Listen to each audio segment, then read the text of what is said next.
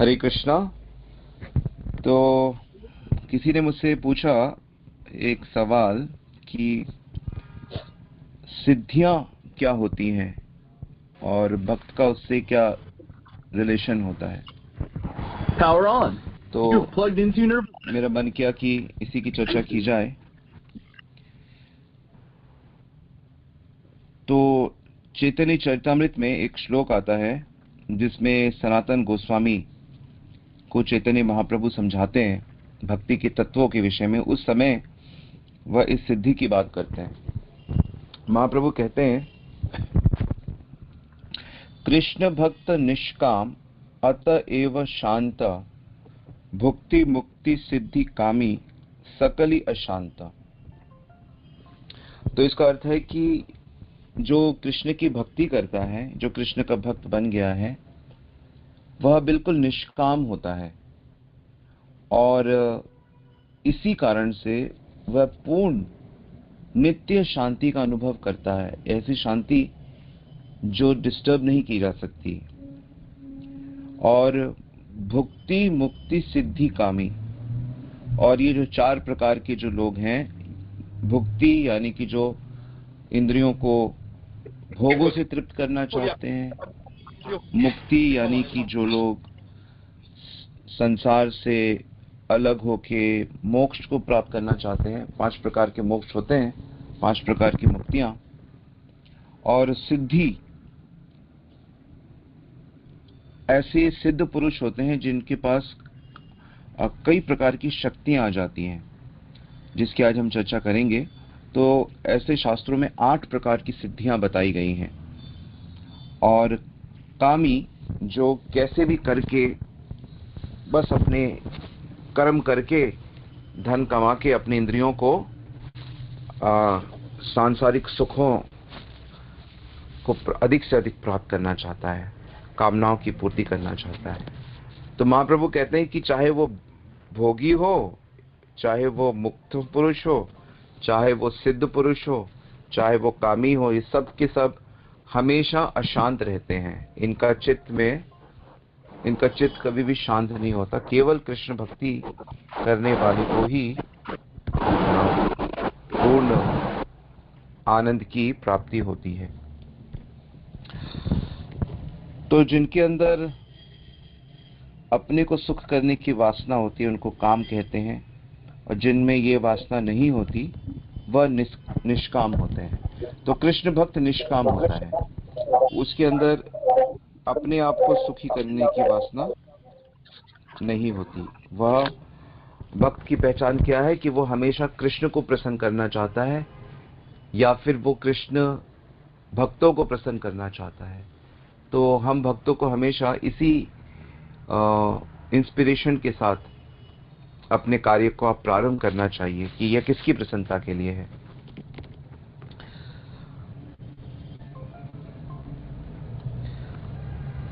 तो जिनके अंदर इस तरह की वासना नहीं होती, वैसे कृष्ण भक्त ही हमेशा शांत होते हैं और उनके मन में किसी भी प्रकार की चंचलता नहीं होती। उनका मन स्थिर होता है, धीर होता है, इसीलिए वह शांति को प्राप्त होते हैं। और कारण क्या है कि उनकी कृष्ण में निष्ठा है। और बाकी जो अन्य अन्य प्रकार के लोग हैं, भुक्ति वाले, जो स्वर्ग आदि चाहते हैं, अभी भी सुख चाहते हैं और स्वर्ग को भी प्राप्त करना चाहते हैं। तो इसके बाद जो एक शब्द आता है सिद्धि। तो सिद्धि क्या होती है कि 8 प्रकार की सिद्धि के बारे में जैसे बताया गया है शास्त्रों में, तो आप लिख सकते हैं। मतलब ऐसे ऐसे योगी होते हैं कि उनके पास ऐसी पावर्स आ जाती हैं, प्रकृति के अंदर छुपी हुई ये पावर्स हैं। जैसे प्रकृति के अंदर बिजली, हम लोग बिजली का प्रयोग करते हैं, कितना लाभ उठाते हैं बिजली से। ऐसे ही परमाणु, एटम्स होते हैं, और एटम से कितनी चीजें, हम एटम बॉम्ब बना लिया इतना भयंकर, न्यूक्लियर चीजों से। तो बहुत सी ऐसी प्रकृति के अंदर शक्तियां होती हैं, और उनको नियंत्रण में जब लाते हैं तो उससे एक अद्भुत शक्ति प्राप्त होती है। और कृष्ण भक्त होता है उसकी इनमें बिल्कुल भी रुचि नहीं होती, लेकिन आप कम से कम सुनिए इसको, क्योंकि जब आप कृष्ण भक्ति करेंगे तो रास्ते में ये सिद्धियों का स्टेशन आएगा, ये सिद्धियां आपके पास आएंगी और आपसे कहेंगे कि हम आप हमें यूज करिए, लेकिन कृष्ण भक्त इनको यूज नहीं करता है। तो पहली जो सिद्धि है उसको कहते हैं अणिमा। अणिमा का अर्थ होता है, अणु से बना है अणिमा, अणु के समान छोटा, अणु के समान छोटा हो सकता है जीव।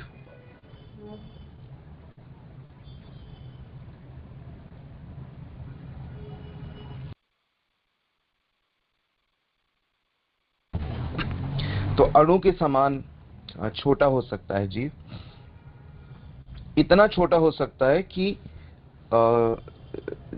जीव, जैसे कि योगी हमारे जैसे ही मान लो 5.5 या 6 फुट का योगी है, पर वह उस सिद्धि के माध्यम से वह इतना छोटा हो सकता है, वो एक पत्थर के भीतर भी इतनी शक्ति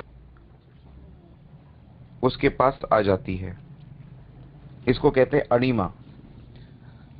ऐसे ही उसके पास एक सिद्धि आती है जिसे कहते हैं लघिमा। तो लघिमा में क्या होता है कि वह योगी इतना हल्का हो सकता है कि वो सूरज की जो किरणें होती है ना, वो उस पे तैर सकता है, उस पे, मतलब सूरज की किरण जहां जहां जा रही है उस किरण पे तैरता हुआ वो चला जाएगा कहीं पे भी।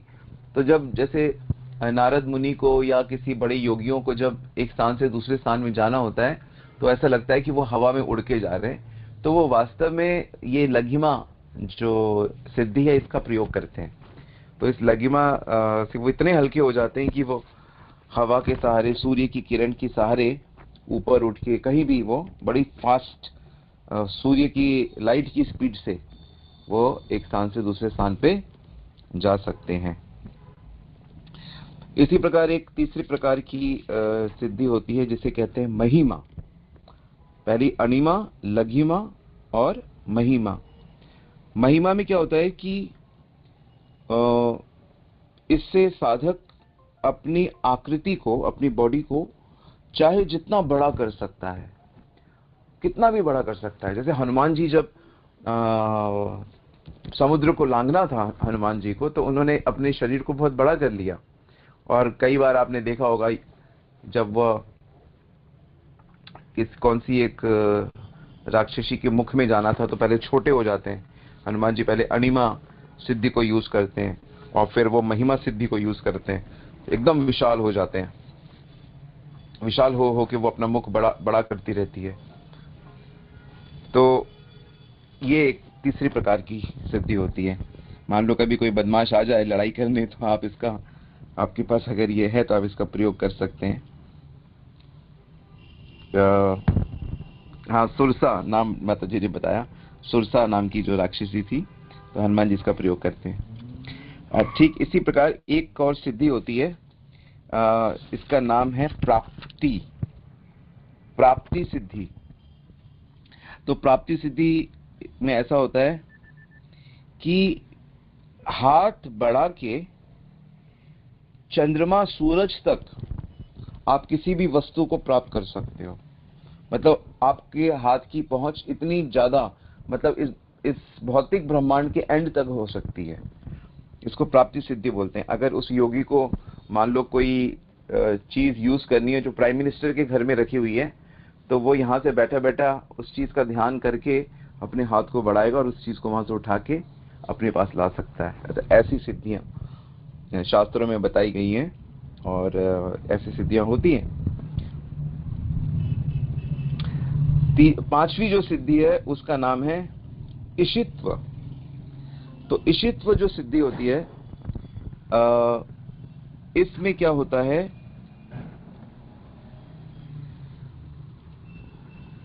कि जो प्रकृति के पंच तत्व होते हैं और उसके प्रभाव से वो नए नए तत्वों को भी बना सकता है और इन पंच तत्वों को नियंत्रित कर सकता है। तो इस सृष्टि के उदाहरण हमको मिलता है करदम मुनि का। जब देवहूति जी को प्रसन्न करना चाहते थे करदम मुनि, तो वो एक पूरे लोक की, एक अलग प्लैनेट की सृष्टि कर देते हैं। तो इसको ईशित्व कहते हैं। ईशित्व का मतलब होता है कंट्रोलर बेसिकली। तो ऐसे ऐसे तत्वों को, नए नए तत्वों को बना के नए तत्व बनाए जा सकते हैं, या फिर जो पंच तत्व हैं उन्हीं को अपने पूरी तरह से कंट्रोल में लाया जा सकता है। मतलब इसमें सृष्टि की जाती है, ईशित्व में सृष्टि की जाती है। और जो एक और सिद्धि का नाम है वशिष्ठत्व, वश में लाना, ईशित्व वशित्व। तो छठी जो सृष्टि है, इसके द्वारा इन पंच तत्वों को अपने वश में कर लिया जाता है, इसको वशिष्ठत्व कहा जाता है। और एक और सिद्धि है सातवीं, जिसका नाम है प्रकाम्य। प्रकाम्य का अर्थ होता है जिस सिद्धि के द्वारा समस्त इच्छाएं पूरी की जा सकती है। यहां तक कि अगर आप चाहोगे कि मैं मिट्टी को भी पानी की तरह, स्विमिंग पूल की तरह यूज करूं, तो आप मिट्टी में भी तैर सकते हैं। आप अगर ये कहें कि मैं हवा में, तो खैर तैर ही सकते हैं। आप मिट्टी को हवा में कन्वर्ट कर सकते हैं, हवा को मिट्टी में कन्वर्ट कर सकते हैं। जो मर्जी आप अपने लिए उसको जैसा संकल्प करेंगे वैसा हो सकता है। और जो आठवीं प्रकार की सिद्धि होती है, उसको कहते हैं कामावसायिता। कामावसायिता का क्या अर्थ होता है कि जिस सिद्धि के द्वारा सत्य संकल्प लाभ हो सकता है, मतलब जैसा संकल्प हो वैसा ही काम किया जा सके। मतलब अगर आप कहोगे कि पत्थर से पुष्प और फूल और पेड़ उगा दूं तो वैसा हो सकता है, आकाश में पेड़ उगा दूं तो वैसा हो सकता है। कोई भी संकल्प आप करेंगे तो वो प्रकृति उसको पूरा कर देगी। इतनी बड़ी बड़ी पावर्स होती हैं, और मनुष्य तो अभी प्रकृति के माध्यम से अपने वैज्ञानिक तरीके से इस प्रकार की एडवांस वैज्ञानिक मदद से कुछ कुछ प्राप्त करने की कोशिश करता है। लेकिन देखिए इतनी बड़ी बड़ी सिद्धियां हैं। तो अलग अलग जो लोक होते हैं, जैसे नाग लोक है, गंधर्व लोक है, स्वर्ग लोक है, और पाताल लोक, ऊंचे लोक जो है, उन लोकों में जो लोग पैदा होते हैं उनके कईयों के अंदर 2 प्रकार की सिद्धियां होती हैं, कईयों के 5 प्रकार की होती हैं। और ऊपर के लोकों में, ब्रह्मलोक में तो खैर सबकी सब सिद्धियां वहां के हर जीव के पास होती है। तो ये सब सिद्धियां सुनने में बहुत अच्छी लग रही हैं, लेकिन प्रैक्टिकली इन सब चीजों के होने से मनुष्य के अंदर एक पागलपन सा आ जाता है, एक अभिमान बहुत अधिक बढ़ जाता है, और अहंकार बढ़ जाता है, जिस कारण से वो ईश्वर की भक्ति करने में सब बाधक होता है। तो जो लोग समझते हैं कि एक्चुअल में लक्ष्य क्या है, गोल क्या है, वो लोग सांसारिक उपलब्धियों से, सांसारिक सक्सेस के लिए प्रार्थना नहीं करते। उनका लक्ष्य होता है कि नहीं, हमें कैसे भी करके बस भगवान की सेवा मिलती रहे। और आपको ये साइंस समझना पड़ेगा कि हमारा जन्म केवल भगवान भक्ति प्राप्त करने के लिए हुआ है। क्योंकि एक बार हमें भगवान की भक्ति प्राप्त हो जाए, तो फिर उस भक्ति को प्राप्त होने के बाद हमारे जो भी मन करेगा, जिस भी प्रकार से हमारा मन करेगा कि हम भगवान की सेवा करेंगे, तो उस सेवा को करने के लिए जिस भी चीज की आवश्यकता होगी, तो वो भगवान की अंतरंग शक्ति आपको प्रोवाइड कर देगी। हर चीज, क्योंकि वो भगवान की शक्ति के कंट्रोल में सब कुछ होता है। परंतु यदि भगवत सेवा छोड़कर हम किसी भी चीज को प्राप्त करना चाहते हैं, चाहे हम वो अपने देश का नाम करना चाहते हैं, चाहे हम अपने परिवार का कुछ करना चाहते हैं, या हम अपनी पत्नी को दिखाना चाहते हैं कि देखो हमने तुम्हारे लिए क्या क्या किया, या हम अपने बच्चों को दिखाना चाहते हैं कि देखो हमने तुम्हारे लिए क्या क्या कर रखा है, तो और अपने आप को दिखाना चाहते हैं कि हम भी कुछ कम नहीं हैं, हम किसी से कम नहीं। तो हम बाकी जितनी भी हमारी कृष्ण सेवा छोड़कर जितनी भी हमारी डिजायर्स होती हैं, वो सब का सब वास्तव में हमें दुखी ही करती हैं, वो सब का सब हमारा टाइम वेस्ट करती हैं। तो जो एक साधक है, जो भक्त है, वह बहुत बुद्धिमान होता है। भक्त समझता है कि ये पूरा मटेरियल वर्ल्ड है, ये इस तरह से डिजाइन किया गया है कि जो भगवान की भक्ति नहीं करेगा वो फंसता जाएगा, वो दुखी होता जाएगा, और ये दुखी होके फिर वो फिर भगवान की तरफ मुड़ेगा। और जैसे ही वो भगवान की तरफ मुड़ेगा, भगवान की भक्ति करेगा, तो ये मटेरियल वर्ल्ड उसको फिर डिस्टर्ब नहीं करके उसको भगवान की तरफ लेके जाएगा। तो बड़े अजीब और बड़े फैंटास्टिक तरीके से भगवान ने ये वर्ल्ड को डिजाइन किया है। तो ये है कई कई प्रकार की सिद्धियां जिसमें भक्त बिल्कुल रुचि नहीं दिखाता है इनको प्राप्त करने में, और इनको बाधा ही समझता है। ऐसे शास्त्र में वर्णन आता है कि सिद्धियां आती हैं और भक्त से कहती है कि प्लीज हमें भी भगवान की सेवा में लगाओ, हमें भी अपनाओ। तो भक्त कहता है दूर जाओ, दूर जाओ, मैं एक सेकंड के लिए भी भगवत सेवा नहीं छोड़ सकता, आप लोग दूर हटो, दूर हटो। तो भक्त इनको स्वीकार नहीं करता है। तो क्योंकि भक्त को भगवान सेवा में इतना रस आ रहा होता है, इतना आनंद आ रहा होता है कि किसी भी कीमत में वो उसको छोड़ नहीं सकता है। तो ये चीज आज आप लोग अच्छे से लिख लीजिए कि चाहे वो स्वर्ग का रहने वाला देवता हो, चाहे वो हर प्रकार की दुखों से छुटकारा प्राप्त करने वाला मुक्ति हो, चाहे वो हर प्रकार की सिद्धियां प्राप्त किए हुए बड़ा योगी हो, या सांसारिक भोगों में लिप्त संसार में सफल सो कॉल्ड सफल सक्सेसफुल व्यक्ति हो, सब के सब मानसिक रूप से बहुत परेशान हैं, कष्ट में हैं। सिर्फ कृष्ण भक्त है जो पूरी तरह से निष्काम है और पूरी तरह से भगवान के भक्ति रस में आनंद उठा रहा है, कोटि गुना आनंद उठा रहा है वो। तो आप सब इस ऐसी भक्ति को प्राप्त करें और सुखी रहें। हरे कृष्ण।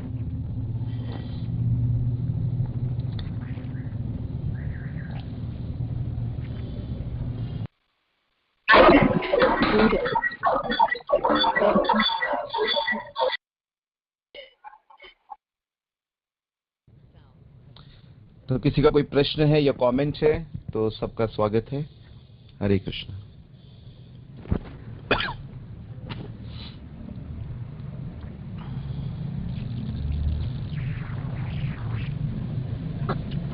हरे कृष्णा।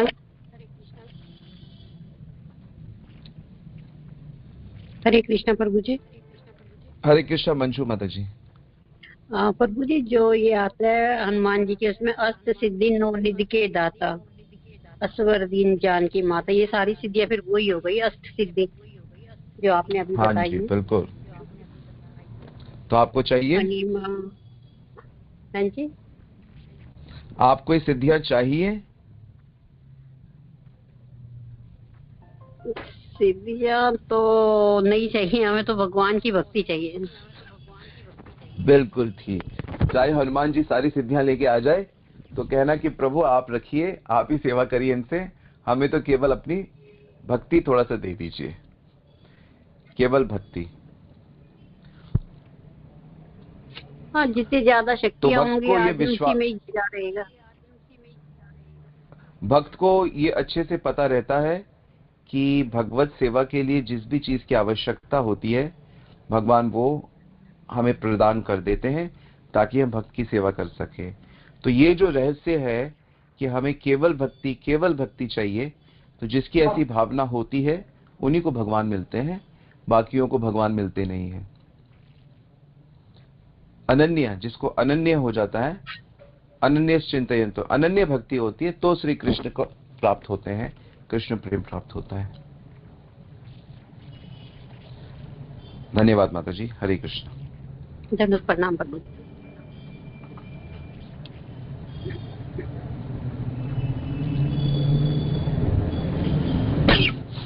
हाँ, आज आइंद्रा प्रभु का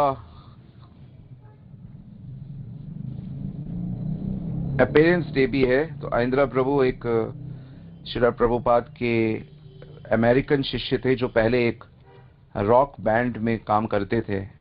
आपको पता ही है कि विदेश में रॉक बैंड्स होते हैं जिसमें बहुत लोग लाउड म्यूजिक वो लोग बजाते हैं, गाते हैं। तो इंदिरा प्रभु 19 साल के थे तो वृंदावन आ गए थे, प्रभुपाद से दीक्षा लिया था और उन्होंने वृंदावन में 24 घंटे का कीर्तन प्रारंभ किया था। तो कुछ साल पहले, लगभग 5-7 साल पहले वो बैक टू गॉडेड चले गए, पर उनका स्टार्ट किया हुआ 24 घंटे का कीर्तन जो उन्होंने 24 साल तक किया था, तो आज भी वृंदावन मंदिर में 24 घंटे कीर्तन होता है। तो ये उनकी प्रेरणा से, और ऐसे महान अंग्रेज विदेश में जन्मे ऐसे भक्त हुए हैं, ऐसे महान विभूतियां, तो आज उनका जन्मदिन है। तो हम उनको शत शत प्रणाम करते हैं कि हमारे अंदर भी उनके जैसे कीर्तन करने की लालसा पैदा हो और हम भी कीर्तन के माध्यम से श्री चैतन्य महाप्रभु की भक्ति कर सकें।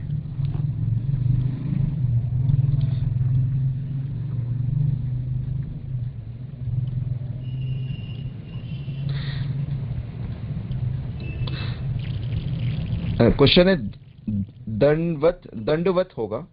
दंडवत का मतलब होता है दंडवत प्रणाम किया जाता है।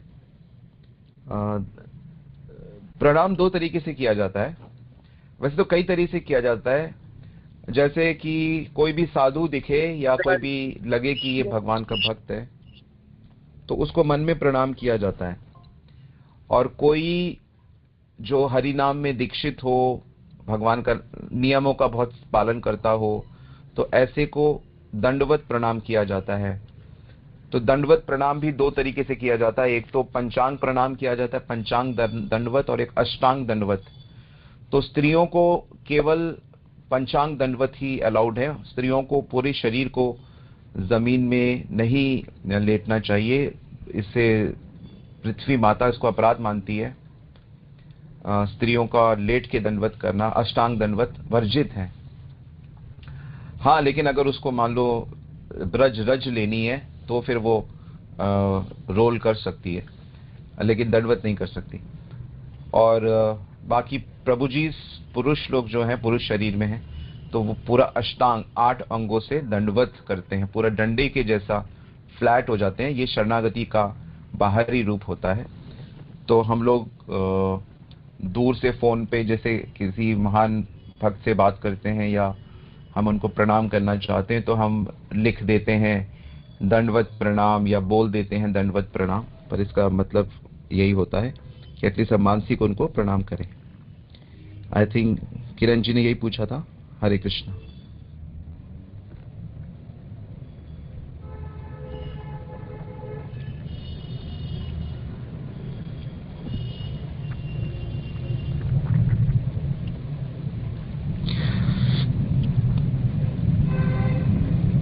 तो सिद्धियां जो हैं वो बहुत अट्रैक्ट करती हैं, और लेकिन हम लोगों को बड़ा सावधान रहना चाहिए। तो लोगों के पास जैसे धन की सिद्धि आ सकती है, बहुत धन उनके पास आ जाए तो उससे वो कुछ भी कर सकते हैं, लेकिन अगर वो कृष्ण भक्त नहीं है तो वो धन का गलत उपयोग करते हैं, जैसे रावण ने किया। ऐसे ही बड़े बड़े राजा होते हैं, बड़े बड़े बिजनेसमैन होते हैं, तो वो अधिकांश धन की सिद्धि आती है तो फिर वो उससे अपने पापों को बढ़ाने में उनके पाप बढ़ने लगते हैं, उनके परिवार बिखरने लगते हैं। ऐसे ही वाणी की सिद्धि भी होती है। एक वाणी की सिद्धि, ऐसा कहते हैं कि यदि कोई 12 साल तक झूठ ना बोले तो वह जो कुछ भी बोलेगा वह सच होगा। पर इस प्रकार की वाणी की सिद्धि लगभग असंभव है कलयुग में। परंतु द्वापर युग में जैसे कुंती महारानी के पास ये सिद्धि थी, या बहुत सी देवियों के पास, साधुओं के पास ये सिद्धि होती है। लेकिन अगर कोई कृष्ण की भक्ति करे और वो अगर निष्ठा के धरातल तक भी कृष्ण की भक्ति करे, तो वो भक्त भी अगर कुछ बोल दे तो कृष्ण विल मेक श्योर कि उसकी बात सच हो। तो इसलिए जो साधु लोग, महाराज लोग, वैष्णव लोग आशीर्वाद देते हैं तो वो पूरा हो जाता है, क्योंकि भगवान उनकी बात का मान रखते हैं। तो वास्तव में अगर इस संसार में कोई सच है तो वो भगवान के साथ रिलेशनशिप होता है। भगवान के साथ संबंध ही एकमात्र सच्ची चीज है, सनातन चीज है, हमेशा रहने वाली चीज है, और सत्य वही है। बाकी तो जितने भी संबंध हैं, अचीवमेंट्स हैं या डिफीट्स हैं, वो सब सपने के समान टूट जाती हैं। तो इसलिए इस सपने में भी यदि हम भगवान के साथ संबंध जोड़ लें तो यही वास्तविक से भी वास्तविक चीज है।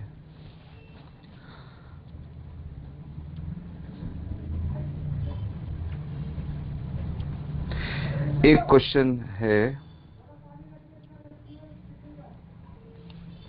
प्रभु जी, माया भक्ति में बाधा डालती है, इससे कैसे बचें?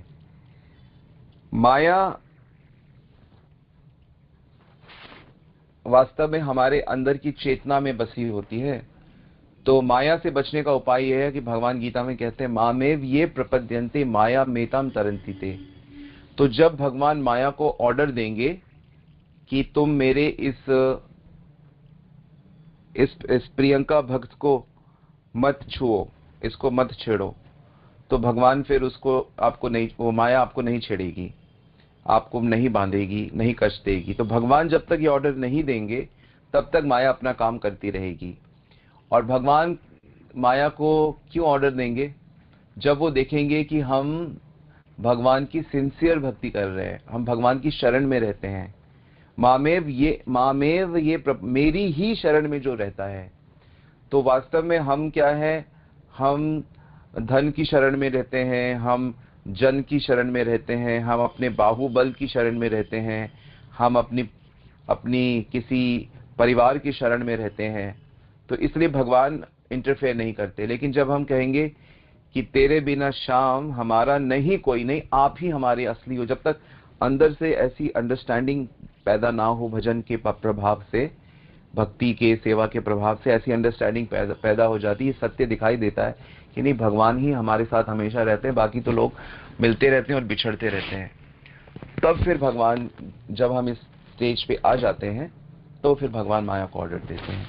तो आप यूं समझिए कि जैसे मैंने निष्ठा का जो स्तर होता है भक्ति में, देखिए 9 स्तर होते हैं। पहला श्रद्धा, दूसरा साधु संग, तीसरा अनर्थ भजन क्रिया, और चौथा अनर्थ निवृत्ति, और 5वां आता है निष्ठा।